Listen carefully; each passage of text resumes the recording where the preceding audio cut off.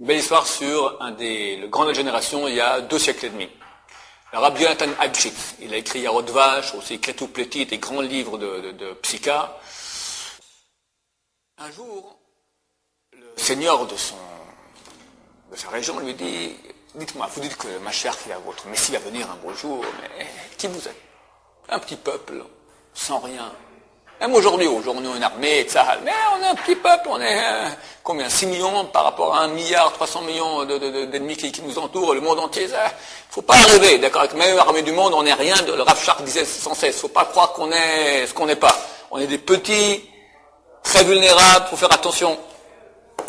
Alors comment? Lui dit, plus forte raison à l'époque, on n'avait rien du tout, on était un peuple en exil. Votre Messie viendra, il y a des armées, l'armée prusse, l'armée russe, l'armée française, l'armée britannique, des immenses grandes armées. Comment votre Messie viendra? Comment il va faire la guerre? Comment il va montrer qu'il sera un grand?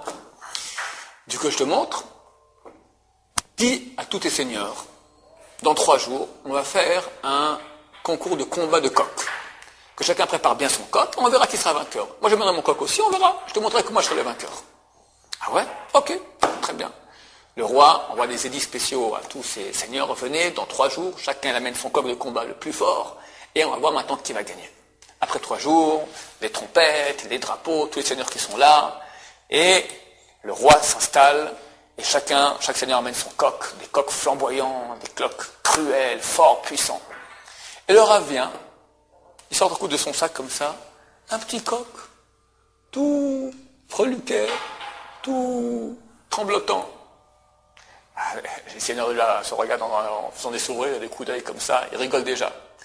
Bon, les trompettes sonnent, le roi ordonne que le combat commence. On jette les coqs dans l'arène. Et le combat commence. Les coqs l'un sur l'autre, ils se griffent, ils se mordent, ils se griffent. Le petit coq du rab, il va se cocher dans un petit coin comme ça, il fait rien du tout.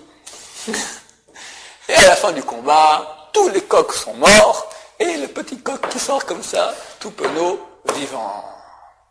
C'est marqué dans les textes qu'à la fin des temps, il y aura une grande guerre dans le monde. On n'est pas prophète ni fils de prophète. C'est vrai que tout le monde sent un peu que c'est pour bientôt. On ne sait pas quand ça se passera. C'est marqué très clairement qu'il y aura une grande guerre entre l'Occident et l'Orient. Je rajouterai même un petit truc que j'ai pas... C'est marqué dans les écrits de Rabbi Yoshua Eshel Meapta qu'à la fin des temps, les peuples voudront faire la guerre entre eux.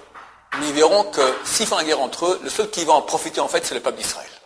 Alors, ils vont tout faire pour ne pas rentrer en guerre.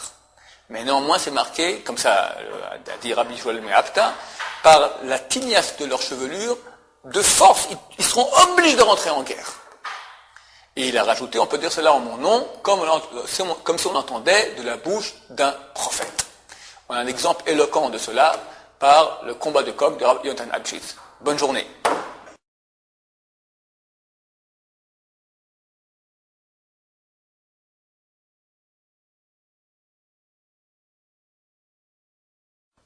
Une belle histoire sur le grand de la génération il y a 2 siècles et demi.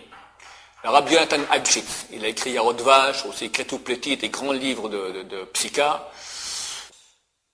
Un jour, le seigneur de sa région lui dit, dites-moi, vous dites que Mashiach, votre Messie va venir un beau jour, mais qui vous êtes? Un petit peuple, sans rien.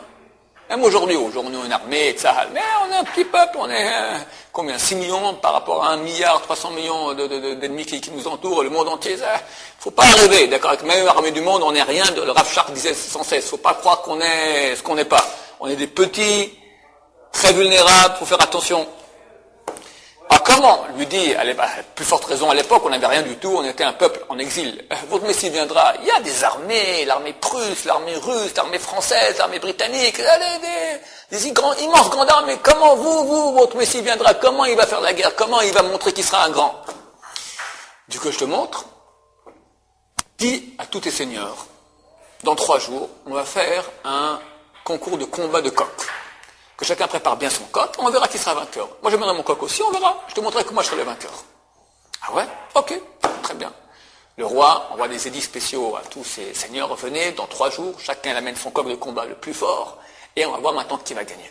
Après 3 jours, les trompettes, les drapeaux, tous les seigneurs qui sont là, et le roi s'installe, et chaque seigneur amène son coq, des coqs flamboyants, des coqs cruels, forts, puissants.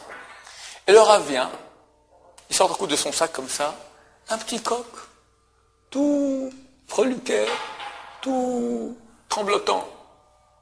Ah, les seigneurs de là se regardent en faisant des sourires, des coups d'œil comme ça, ils rigolent déjà. Bon, les trompettes sonnent, le roi ordonne que le combat commence. On jette les coqs dans l'arène. Et le combat commence. Les coqs l'un sur l'autre, ils se griffent, ils se mordent, ils se griffent. Le petit coq du rab, il va se coucher dans un petit coin, comme ça, il fait rien du tout. Et à la fin du combat, tous les coqs sont morts, et le petit coq qui sort comme ça, tout penaud, vivant. C'est marqué dans les textes qu'à la fin des temps, il y aura une grande guerre dans le monde. On n'est pas prophète ni fils de prophète. C'est vrai que tout le monde sent un peu que c'est pour bientôt. On ne sait pas quand ça se passera. C'est marqué très clairement qu'il y aura une grande guerre entre l'Occident et l'Orient.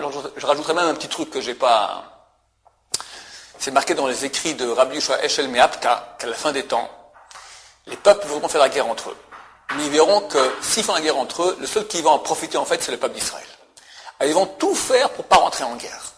Mais néanmoins, c'est marqué, comme ça a dit Rabbi Yoshua Meapta, par la tignasse de leur chevelure, de force, ils seront obligés de rentrer en guerre.